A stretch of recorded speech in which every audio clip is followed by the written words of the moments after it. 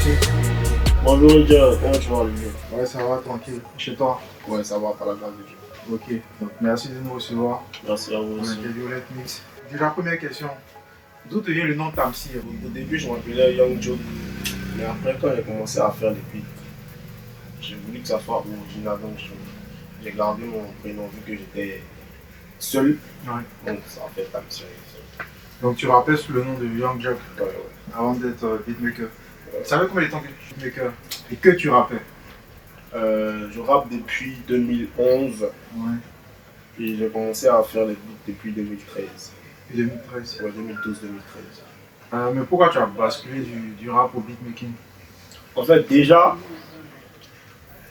depuis tout petit, je rêve d'être un musicien en fait, et je suis percussionniste. Mais pour moi, être un beatmaker, tu vois, c'était avoir de gros appareils, tout ça. Donc dans ma tête, je ne savais pas comment j'allais faire pour commencer, tu vois. Donc après, tu vois, il y a eu le truc où quand je rappelle, je t'ai vu sur ta machine et tout, je t'ai demandé comment tu fais tes beats. Donc quand tu m'as montré, quand j'ai vu qu'avec seulement une machine et des écouteurs, même on pouvait faire des beats, je me suis mis et puis voilà, ça a donné ce que ça a donné. Comment tu as appris le beatmaking? Tu l'as appris tout seul? Je l'ai appris tout seul en fait. Okay. Mais Charles Chris aussi m'a beaucoup aidé avec ses sons. Parce que quand il faisait sortir des sons, moi je faisais le remake de ça. Okay. À chaque fois, tu vois. Et ensuite j'ai commencé à faire le remake de plusieurs, tu vois, plusieurs autres beats. Genre, quand un son me plaît comme ça, je mets le son et j'essaie de reproduire le beat pour voir comment est-ce que le gars fonctionne et tout, tu vois. Et après, bon, j'ai eu, Dieu merci, quand ça a commencé à prendre, j'ai rencontré Shadow et il m'a filé 2 ou 3 coups de main. Ok. Donc, ça fait maintenant 6 ans que tu es beatmaker, c'est bien ça? Déjà. C'est ça, 2013, c'est bien ça? Ouais, ça fait 6 ans, on est en 2019. Mais. Ça fait déjà 6 ans, tu as parcouru du chemin. Comment tu définis ton style? Je pense qu'avec ces 6 ans, tu as pu définir ton style. Le moi pas de ce style. Moi, ma maman m'a dit que je suis un apprenti. Ah il est toujours apprendre. Il fait tout. Voilà. De toute façon, il fait beat là. Il fait tout. Okay. Donc, ça fait que. En fait, là, on me connaît plus côté rap parce que j'ai fait beaucoup de sons rap qui ont marché et ça a ramené des clients rap. Mais là, je suis en train de faire José qui n'a rien à voir avec ce que j'ai l'habitude de faire.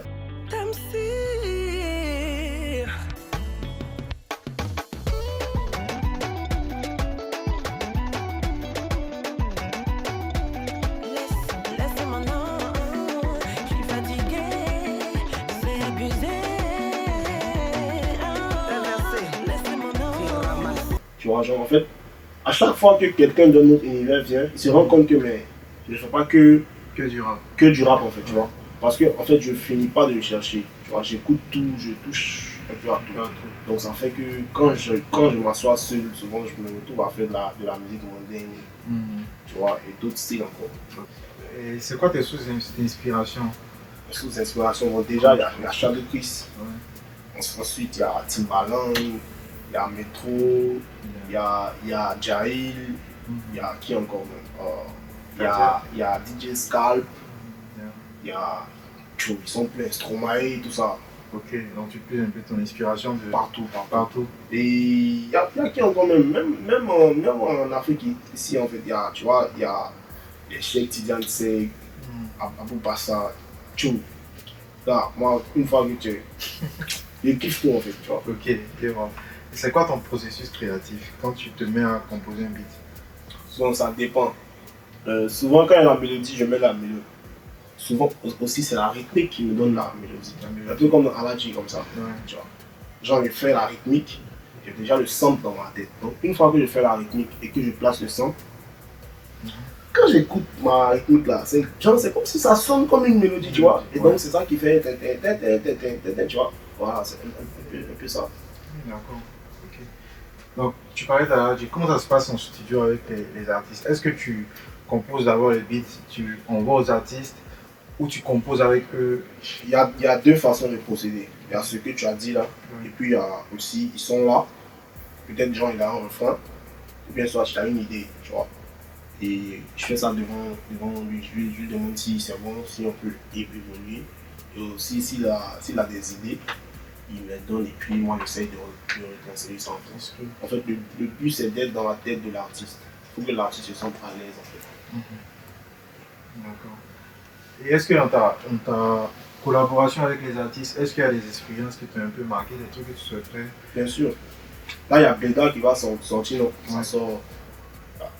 Et franchement, ça m'a marqué parce que c'était, franchement, tu sais, je compose depuis 6 ans, mais il faut dire que pendant ces 6 ans-là, j'avais des objectifs en fait. Et dans ces objectifs-là, j'ai dit à Black Kaki que faudrait que Dieu me donne la chance d'être sur le 3e album de Kitty. Parce que j'ai pour mentor Didi B et Black K. Je fais des beats, mais c'est mes mentors. Parce que, en fait, Didi, tu vois, Didi, il n'est pas arrangeur, mais il a l'esprit. Tu vois, donc ça fait que quand je faisais des petits beats, je sais pas, mais tes instruments ne sont pas bien. Il faut essayer de trouver des nouveaux trucs. Il faut faire ci, il faut faire ça. Black K, il disait, si tu fais de la bonne trap, écoute Travis Scott, il faut écouter tant, écoute ça, il faut faire comme ci, il faut faire comme ça, tu vois. Donc ça faisait que voilà, quand je rentrais, c'était comme ça. Donc ça fait que quand je me suis retrouvé sur Bleda, franchement, j'ai tout donné. Voilà. Donc, ça c'est une expérience aussi. Il y a des artistes tels que José comme ça, tu vois, la cour et tout. Et il y a qui encore, tu vois, il y a Ténor, il y a Talbi. Bref, chaque artiste a sa particularité. Et tu parles de Bleda is a New Fresh. Tu as combien de prods sur l'album? J'ai 7 prods. 7 prods sur l'album. Sur 7 titres, sur combien de titres? 13 Au total, 13 titres. Yes, En fait, 50% des productions d'album. grâce à Dieu. Tu as produit Aladji. On peut dire qu'Aladji, c'est le son qui t'a un peu mis au devant de la scène. C'est ça qui m'a mis devant. Ça a été. C'est Dieu qui m'a donné la chance là. Parce que franchement, j'étais là, je faisais des paris. Mais si je te dis que je savais que c'est ça là qui allait prendre, je mens. Voilà, c'est quelque chose, ça m'a surpris. Mais aussi, je peux dire que Dieu m'a récompensé parce que c'est un beat que j'avais travaillé depuis 2015 en fait, tu vois. Mais à la base, je voulais faire ça trap, tu vois, genre, Aladji, tu vois. Ouais. Et après, genre, plus le temps passait, je me suis dit, bon, là, je vais essayer de faire autre chose. Et j'ai voulu mélanger l'afro et la trappe. Tu vois, mais genre afro coupé, décalé, plus la trappe en fait. Ouais. Et ça a donné ça. Fais pas Aladji, voici ton petit, faut donner les guerres, ça est dans Boubou là. Fais pas Aladji, voici ton petit, faut donner les guerres. J'ai dit ça est dans Boubou là. Ça est dans Boubou là.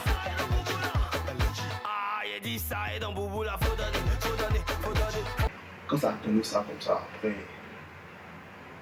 j'ai vu que les choses allaient vite, tu vois. Ouais. Il y a eu Talbi, il y a eu Arafat. Le premier titre que j'ai produit pour Arafat, c'était Fracassé. Marginal.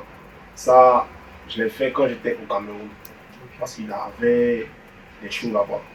Et Didi m'a mis en contact avec lui. Donc il m'a appelé et je suis allé à son hôtel avec ma machine et mes baffes. Tu vois. Donc là, on a fait les 2 sons.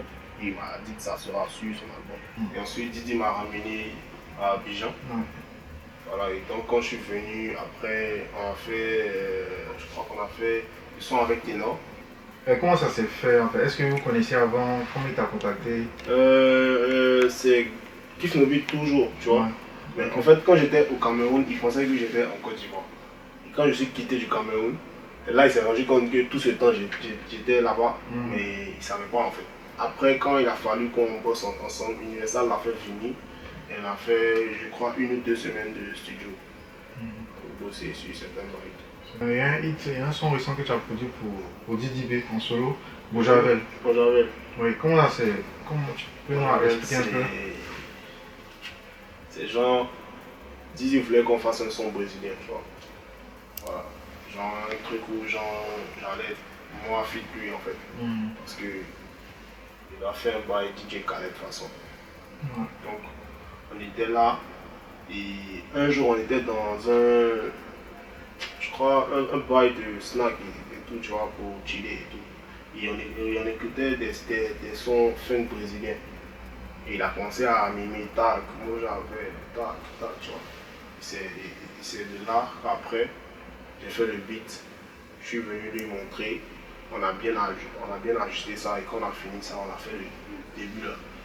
Puis le début aussi, on regardait Casa del Papel. Et on a eu des TTT, de mettre un truc genre Spanish façon.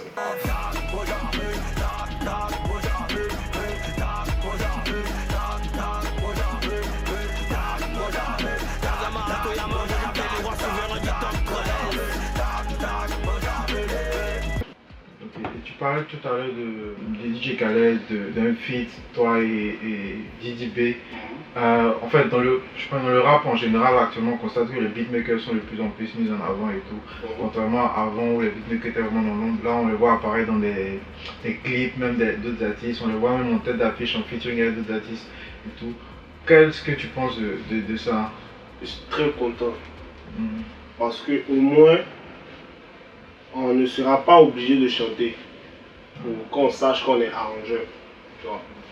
On va arranger seulement et on sera connu. Parce que moi mon rêve c'est de faire seulement les beats et que demain je passe et qu'un gars comme ça dise que voilà, c'est en fait. Pas forcément un rappeur ou bien quelqu'un qui, tu vois, non, juste un mélomane qui dit genre voilà aussi. Il faut que nous aussi on soit stars, comme les Metro Boomin, tu vois, non, voilà. Tu parles de Metro Boomin, est-ce qu'on peut s'attendre à un projet de Tamsir? Ça vient. Ça vient, ok. Ça vient, il faut juste qu'il finisse de faire 2 ou 3 projets, puis prêt. Puis il va me mettre enregistré, puis il va sortir du lot. Ok. Et est-ce qu'il y a des artistes avec lesquels tu souhaiterais travailler? Déjà, en Côte d'Ivoire, ici là, moi, tu vois, il y a Mewe comme ça. J'espère qu'un jour, tu vas me donner ma chance. Tu vois, même Alpha, tu vois, on peut mêler trap et reggae, mêler comme petit couche là. Et puis, le vieux va poser, tu vois, non. Et il y a une Sangari comme ça, Salif Keita, Youssoudou, Fali, tu vois. Et en France, côté rap là, Pouba, qui est encore un gars comme Nekfeu comme ça, Nino aussi, puis genre Stromae, je dirais. Et genre, tu vois, genre il y a trop d'artistes en fait. Il veut, franchement, ma route est encore longue, que Dieu m'envoie loin. Et voilà, moi de mon côté, moi je vais toujours bosser. Parce qu'on ne finit jamais d'apprendre là, encore je suis un apprenti. Actuellement, je ne suis pas encore bien développé. Donc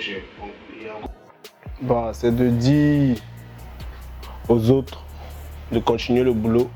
Voilà, le chemin est très long et on doit bosser. Il faut qu'on mette le hip-hop à un niveau et donc on n'a pas le droit à l'erreur. Donc il faut bosser et faut avoir foi en Dieu et beaucoup prier. Merci Let Mix, c'était Tamsir on the beat. Ciao.